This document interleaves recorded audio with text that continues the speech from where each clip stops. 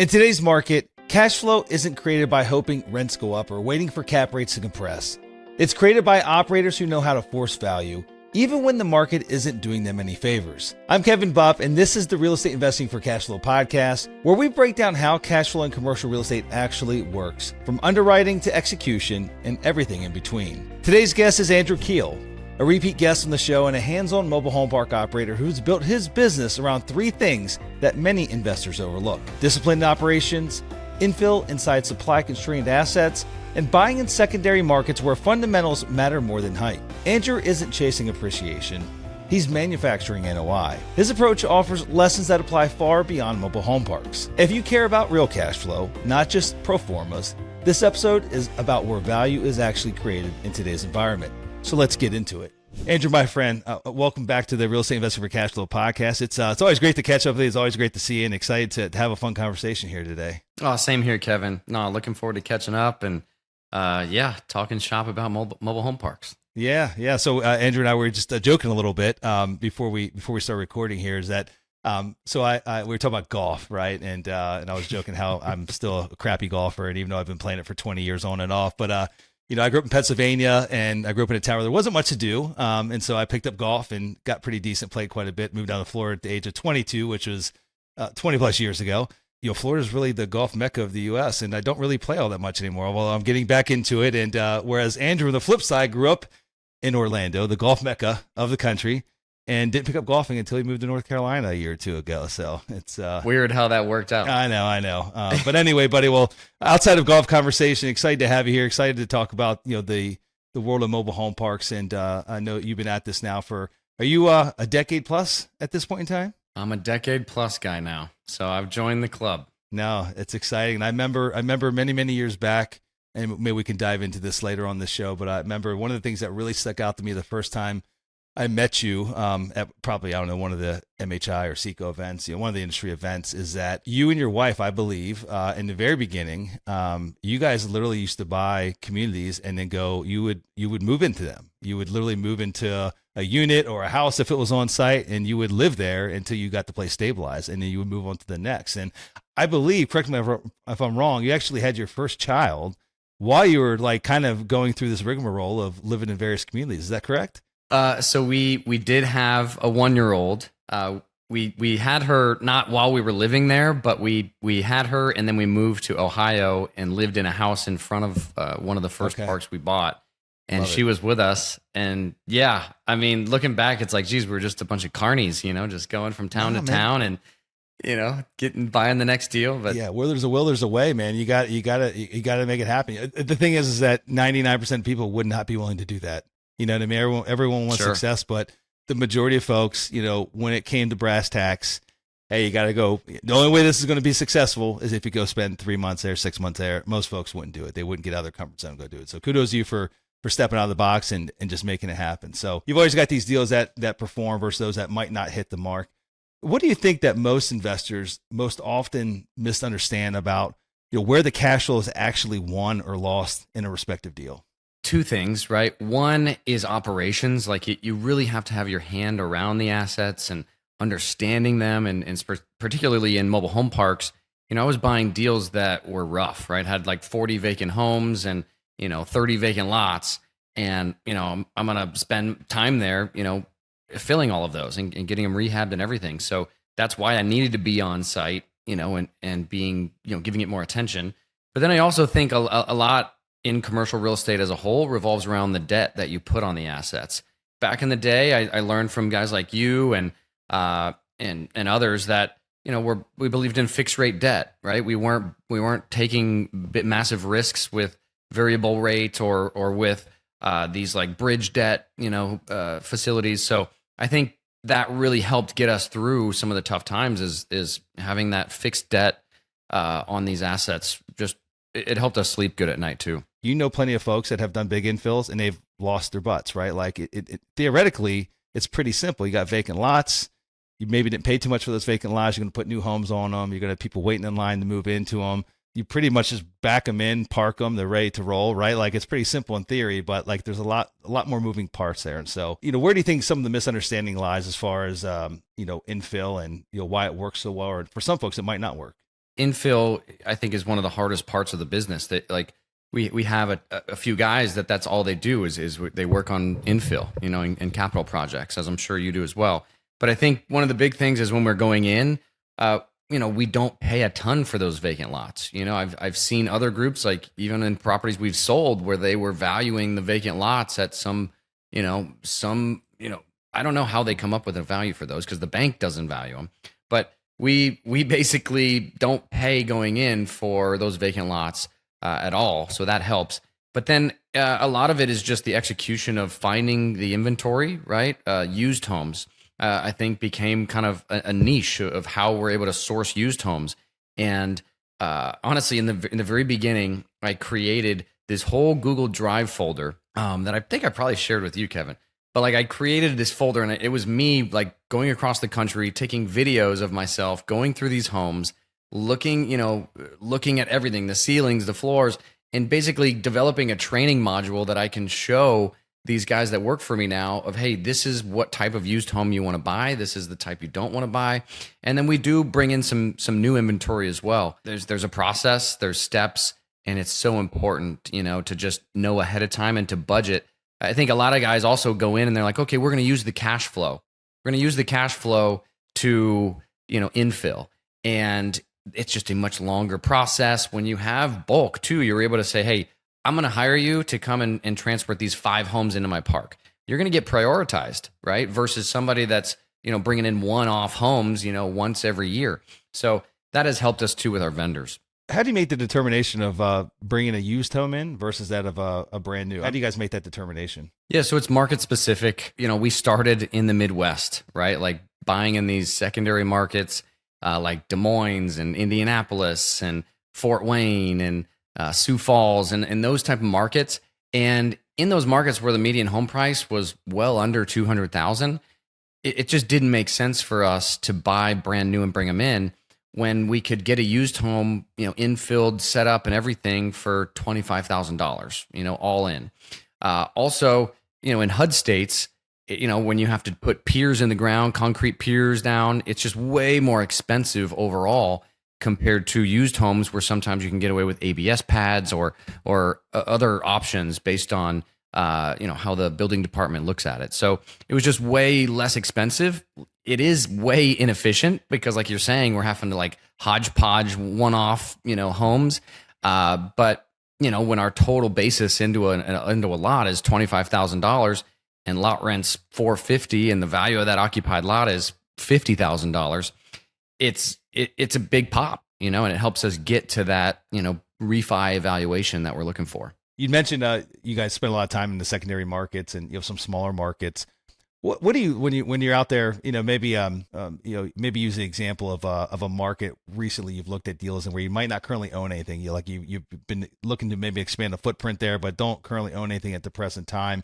What are you looking for that tells you that there's durable demand there, and even though there's not maybe a huge population, maybe it's not there's not a lot of job growth. But it's pretty stable market. It's got good underlying fundamentals. But like, what are the data points that you're seeking to at least give you the green light to move forward? Yeah, the biggest one would be median home price, right? Like median home price over 200,000 is just going to be a whole new demographic compared to some markets that in the beginning days we were looking at median home price above 100,000. And when you can buy a house for 100, 105,000, 3 bedrooms, 2 bath, versus buying a mobile home that, maybe is going to be like a brand new one, maybe 55, 60, just the translation there is not going to correlate. So looking at median home price has been big for us. And we've developed too, from the early days where we were, buying in those more smaller tertiary markets. We've kind of, grown up a little bit and have found some deals, finally the mom and pops in Raleigh. We got 2 deals in Raleigh this past year. Finally, after 3 to 4 years of calling these guys, they finally wanted to sell. And yeah, they're not like right in the metropolis, but they're, 45 minutes outside. Again, the median home price is one of our biggest things we look at. And then we look at the 2-bedroom apartment rents in the area. And we try to look at the zip code specifically because we feel like from one zip code to the next, there could be a big difference. Yeah. So just just to summarize, your floor as far as median home prices today is 200K, and then what are you looking at as far as apartment rents? Like, what are you looking at for 2 and 3 bedroom apartments? Where do they need to be in order to get you excited? Typically over $1,000 is what we're looking for. That's kind of the floor price, and it's usually over that. Rents have gone up drastically, way faster in apartments than they have in MH. So that's usually the median home price is the one that we see is a more difficult metric to hit. Would love to, there's a lot of, you've been in this a long time. You've looked at a lot of deals. There's, I'm sure we both can share quite a bit of stories of deals we maybe were excited about, got deeper in and then for one reason or another, didn't move forward, either got under contract and found some things that were unsettling, or maybe didn't even make it to that point in time, right? Just like, from outside looking in some initial due diligence, you realize that like it just wasn't going to be a good play. Is there anything that comes to mind, a recent deal maybe that you guys got excited about, maybe tied up? And then I think you guys are just like us. Like typically if we tie something, we're closing it. Like very few times have we ever killed a deal, but every once in a while skeletons pop out that you didn't anticipate. Is there something you could speak to? And if so, what were the skeletons and what were the reasons that you decided that they were insurmountable and that it'd just be better off just to move on to the next deal? Yeah, the one that sticks out to me is one we had in Michigan. It was a great looking park. Utility infrastructure, everything was really well taken care of. The owner was really on it. But when we went to the property assessor, the first time over the phone, we kind of might have spoken to like a secretary or an admin and didn't really understand the assessment process as well as we should have. And then once we got there in person and we met with the actual assessor and sat down and had a conversation and realized what the property taxes were going to be reassessed at, it was literally like 700% difference than what the current owner was paying. And so it was just an instant deal killer, and you could spend a lot of time on a deal, but you have to be willing to walk away. Like that would have totally crushed any cash flow we would have had for at least 5 years, if not longer than that. And it was just this owner had owned the park for so long that he just hasn't kept up with the assessed values of other similar parks that had sold more recently. So that was a big deal. Utility infrastructure is a big one in mobile home parks. Like we're getting pressure testing done on the water lines. We're talking to tenants, and we are cammering sewer lines and looking at lift stations. There's always hair on the deal, right? Like I don't think I've bought in one park that didn't have some sort of hair on it, right? That had some weird quirk to it, or had a lift station we had to take care of, or had a septic field that had a health department issue or something. So utility infrastructure, we spend a ton of time on and like really understand it, meet with the vendors of the seller, meet with independent, vendors to make sure that we're cross-referencing and checking everything we can. And then another one that we canceled recently, this one had like these park models on them. It had like out of an 80 lot park, it had like 20 or 25 of these park models. And it's a whole different realm. Like the turnover, what we found out, we didn't find this out until we like flew up there and started talking to people, but the turnover on those park models was like once every 6 months, someone was in and out of that thing because they thought they wanted to live in a tiny home, and then they lived in it and they're like, okay, this isn't actually what I want to live in. And so, I think that's another big thing is like how a deal goes bad is these hidden CapEx, from turnover that pops up that you didn't plan on, and it just can eat away your bottom line. So that's something we track really closely. Yeah, I can imagine if you're turning units every 6 months. I mean, once you factor in, a month down for make ready, assuming you got someone waiting in line to move back in, but then you got some cleanup costs. I mean, there's no money left. Maybe a couple bucks, but not really. I mean, it's in fact a drain on the resources, just having the manpower to turn those units on a regular basis. I can imagine. I'm curious to know, were those like one bedroom, one bath units that were kind of blended into like a more family all age park, or was this like a recreational area, or like who was the demographic that was moving or living in those one bedroom, one bath units? Yeah. So it was not like a recreational area. It was just like they had some small lots that were really small. And instead of like bringing in actual RVs, they put these permanent, like, park model, smaller RV type homes. yeah, they were just renting them out to anybody and everybody, and people just weren't staying. Like there was, even people with kids that were living in these. And so, if it was just like a single older person, that may be all the space they need, but it wasn't like they just had an abundance of that type of, demographic. It was a widespread that were living in these, and it's just, you're going to have higher turnover, and that's just going to be tougher to manage long term. We actually had a community. I've only got one experience with a similar product like that and a similar problem. We bought a community in Oklahoma. It was literally half a mile down the street from Oklahoma State University. One would think a great market. And there was about 7 one-bedroom, one-bath units that had been put in by the prior ownership. When we took it over, there were 4 that were vacant, but like they were newer units. They were only probably 4 years old, 5 years old. So like newer vintage homes.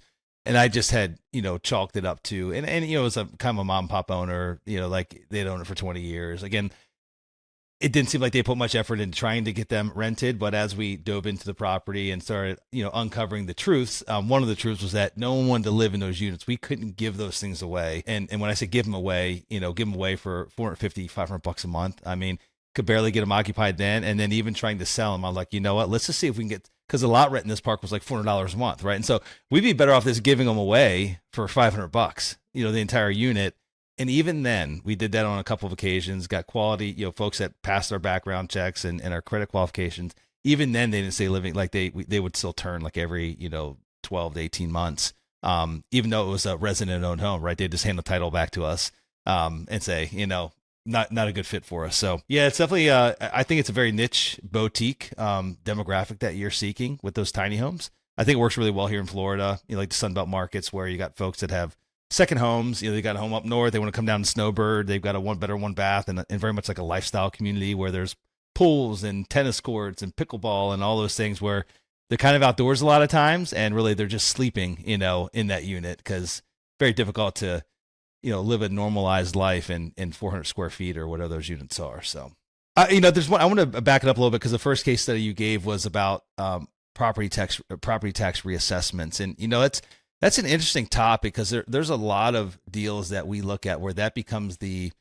difference of the deal making sense and not in a big way. And it's unfortunate because like some counties keep up with this. Like they actually do reassessments every 1 or 3 years. Right. And so like, while there still might be a delta between what the assessment is today versus what it's going to be when you buy it, a lot of times it's not like 7x like you had just mentioned there, right? Like it might be still a big smack in the face and might have an impact on the economics of the deal. But a lot of times you might be able to finagle your way around it or find ways to make it work. But in this case, it sounds like it was a no go. So I'm curious to know, like, because my conversation when you have a deal like that that's truly dying only because of the tax reassessment, the next buyer that comes to buy is going to have the same exact issue. And so curious to know how that conversation maybe went with the seller, and had they not reconsidered that if they're going to sell, if they're sold on selling this thing, the next person in line is going to have the same exact problems, or maybe the next person in line is a bigger fool and they literally don't do the research,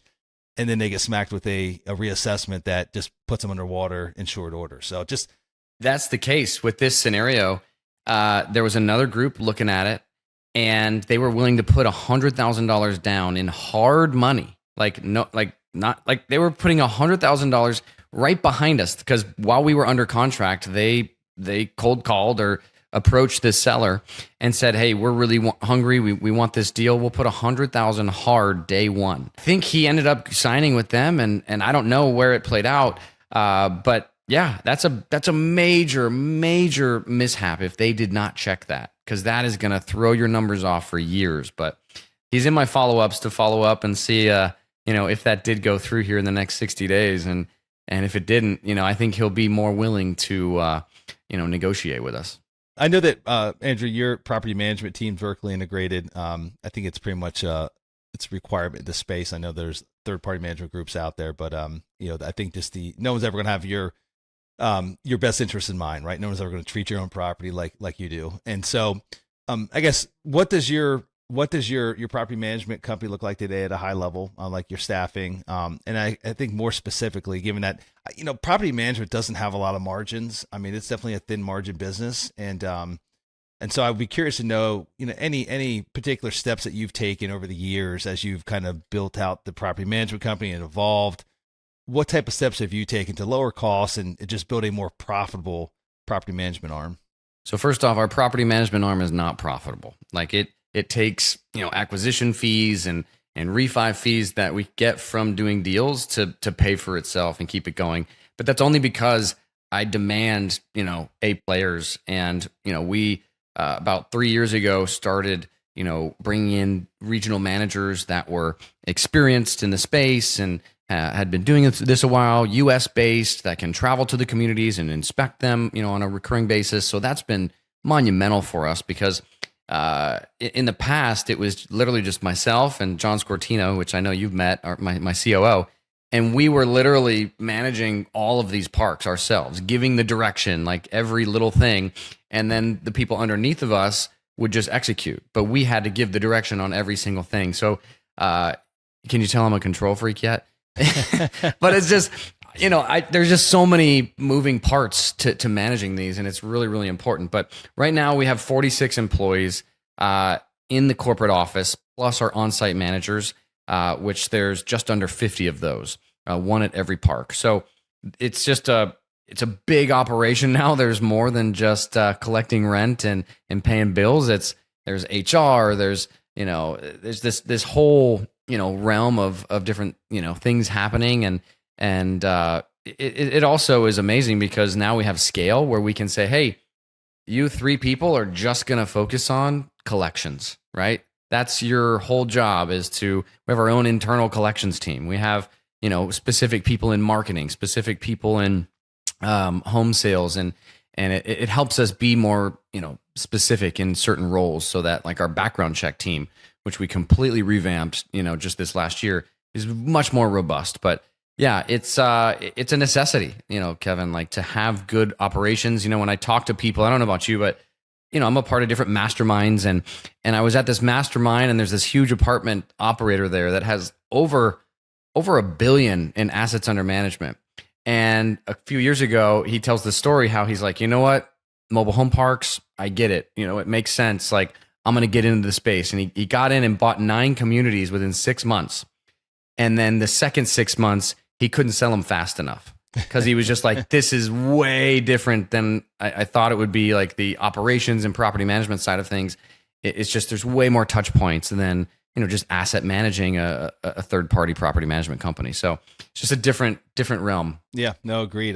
Do you find that, based on your team now, this new evolved infrastructure that you put in place, is there a certain target scale that once you get to this size, you'll feel like it'll at least be a break even? That's a really good question. We're at like just under 3,500 units. And I think we as we always have been, we're growth minded. So we always are like 2 or 3 hires ahead of probably where we needed to be. But if we're like, hey, we're going to be at this number of lots forever, we probably could trim a little bit and make it break even. But as we keep acquiring and buying new deals, it's always nice to have a couple extra than to be short. No, agreed. It's always good to be proactive. In fact, I think that's the inherent mistake that a lot of entrepreneurs make, at least in the early stages of their businesses. They're always reactive with hiring, right? Like, because in the beginning days, I mean, you're barely maybe paying yourself, and you realize in order to actually bring someone else in to help offload some of the burden, like you've got to take yourself 3 steps back financially in order to do that, and it's delayed gratification for a lot of time, many years. But it's worth it in the long run, especially once you've got a scalable team in place.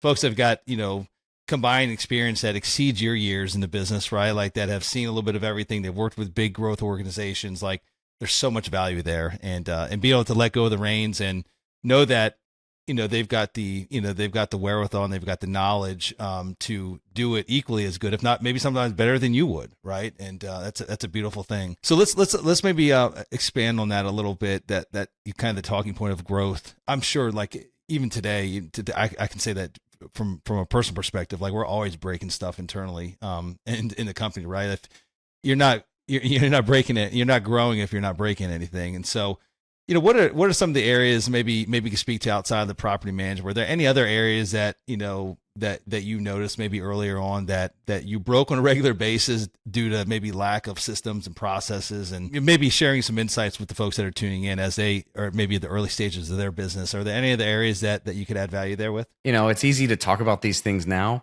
but I was that guy back when it was just me and five, employees, that we were always hiring late, right? So it's nice now that we have the scale to be able to have a few hires ahead, but yeah, I mean, I always tell this story about back in COVID, which was a few years ago.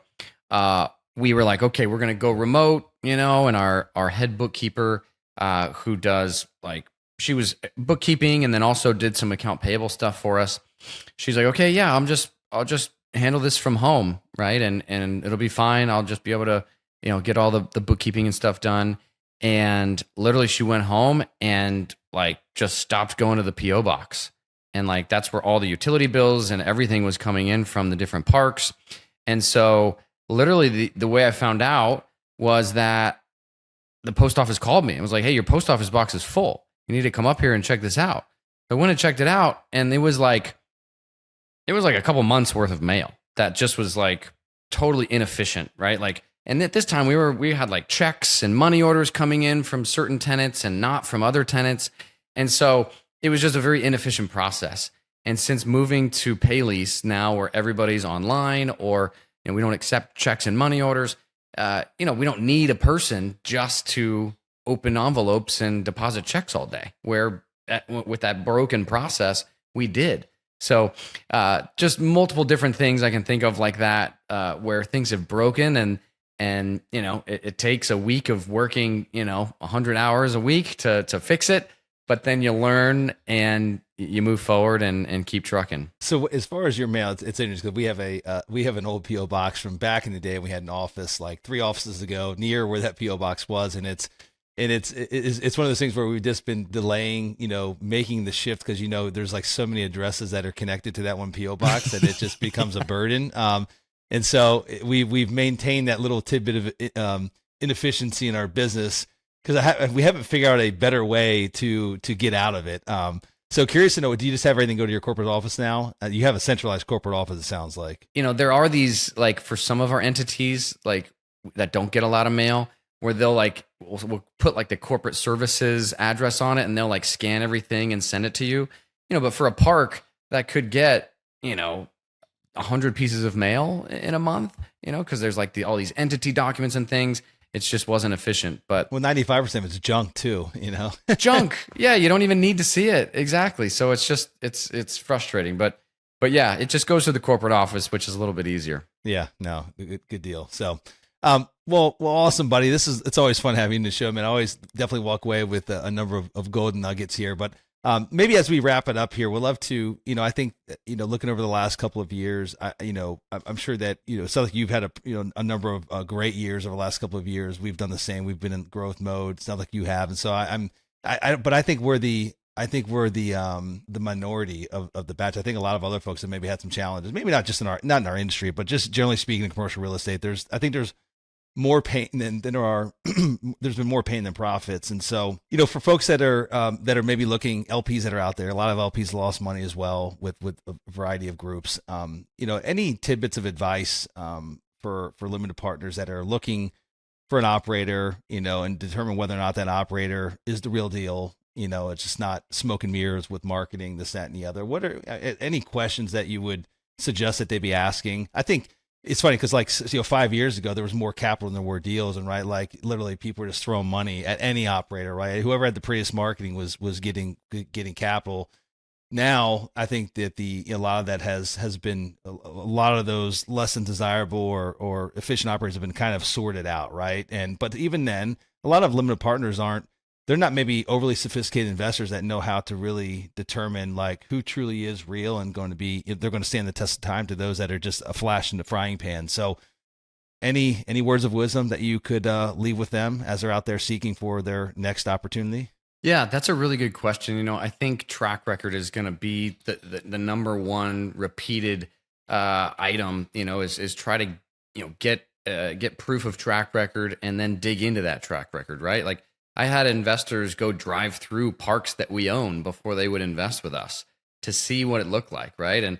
And there was even this family office out of San Francisco that hired someone on Craigslist to go driving and send them a drive-through video of several of our parks before they would invest with us. So there's ways you can actually see kind of what's going on, and there's also been kind of cracks beneath the surface on some other operators because the operations kind of fell apart. And I think when you're working with someone and you need to sign documentation and you need to go back and forth, you'll kind of get a gut feeling. Is this an organized operation? Does it feel like things are moving the right direction, or is there any red flags that come up in that kind of courting process in the beginning? And I would just be very aware but I think at this stage, like investing with someone in their first deal, that's how we got started. Somebody had to take a chance on us. But I just think that, even when we were doing our first mobile home park deal, you probably could look back and say, hey, well, they flipped houses. We had a track record. It just might not have been in the mobile home park space, right? But I think if they've shown project management experience and those type of things, it would be really helpful. But I think one other thing is look at the debt they're going to put on these things. I think that's kind of got overlooked, and it got overlooked a lot, right? A few years ago when people got in trouble is hey, how levered up are they going to do this deal? And I went to this Reconvene conference out in California, and the guys that Charlie Munger invested with to buy apartments all over California, one thing they said is like the only way Charlie would do this is if we locked in 15-year debt from day one, right? He's like, he always had this really long view of things, and it was like, I'm not going to do this 5-year kind of fix and flip thing. It's like, no, if we're going to do this, we're going to put as long a debt as we can put on this thing at 3%, right, when they got started, and we're going to use that to our advantage. So I think just having that awareness to know, hey, this is the plan here. It's a long-term hold type of investment, and this is the debt they're putting on it. It matches what they're saying. And then also, looking at the other guy that's saying, hey, we're going to have a bridge loan, we're going to have a primary loan, we're going to have, a loan for improvements, and we're going to be, over leveraged. That's where I think a lot of people got in trouble. So I would just try to just not do that. We're at the point now where we're starting to relook at maybe 10-year debt on certain deals, but we're still, for the most part, only putting 5-year debt, but 5-year fixed, no balloons or anything like that leading up to the fact, or no adjustment periods, but 5-year fixed term debt. With the idea that I do believe that rates are going to continually come down, at least for a period of time. And so we're not willing to really lock in 10 years yet, unless it's just a really compelling reason to do so. Curious to know as to what you guys are looking at, and through what lens, and what are your considerations with debt today? Yeah, I mean, on new acquisitions, we're using kind of like regional banks, credit unions for 5-year fixed rate at a minimum. And then what we'll tell them is, hey, we really want this to be a 10-year balloon, but can you just fix it for 5 and then just have it reset at year 5, just in case, that year 5 happens to be 2008. So we do that on our new acquisitions, and then we refi into agency debt, 10-year debt. So we still think that 6% rates are pretty good.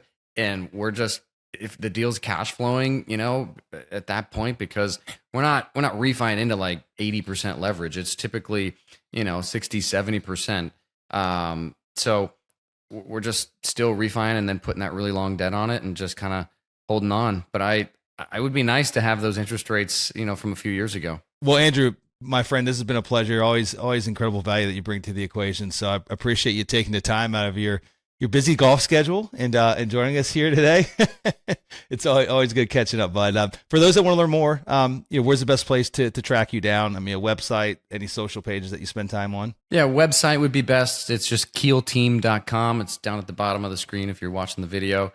And got a YouTube channel and stuff like that too. But yeah, we have a free ebook on keelteam.com that talks about the top 20 things I've learned from investing in mobile home parks, and it's free. You can download it and check it out. Awesome, buddy. Well, appreciate you, and to everyone as well that tuned in here today.